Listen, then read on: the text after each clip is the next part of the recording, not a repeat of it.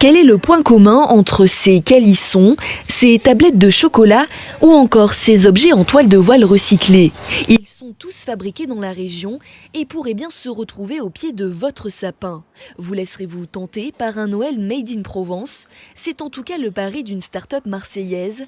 Elle a créé un site internet dont le but est d'inciter les consommateurs en mal d'inspiration à offrir des cadeaux locaux. On a sélectionné une quarantaine d'entreprises qui répondent à des critères précis. Donc la première, évidemment, c'est d'être implantée dans la région PACA.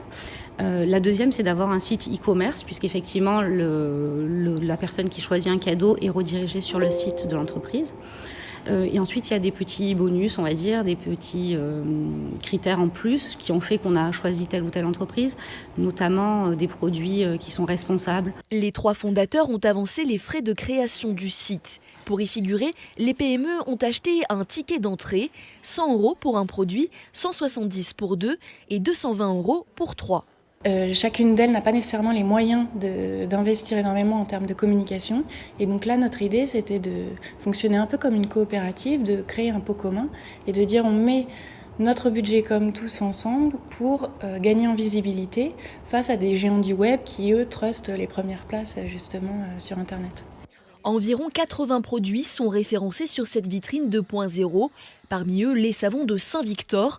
La boutique est située dans le 7e arrondissement de Marseille. Depuis 6 ans, ces artisans produisent des savons colorés et aromatisés, aussi bien à la barbe à papa qu'au monoeil.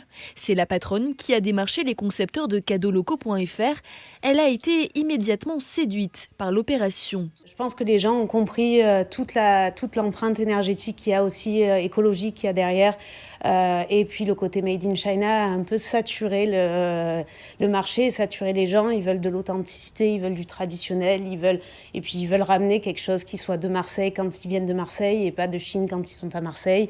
Le site est éphémère. Il expire le 8 janvier, juste après les fêtes. Mais l'opération cartonne à tel point que ses concepteurs envisagent de la reproduire pour la fête des pères et des mères avant le grand comeback à Noël prochain.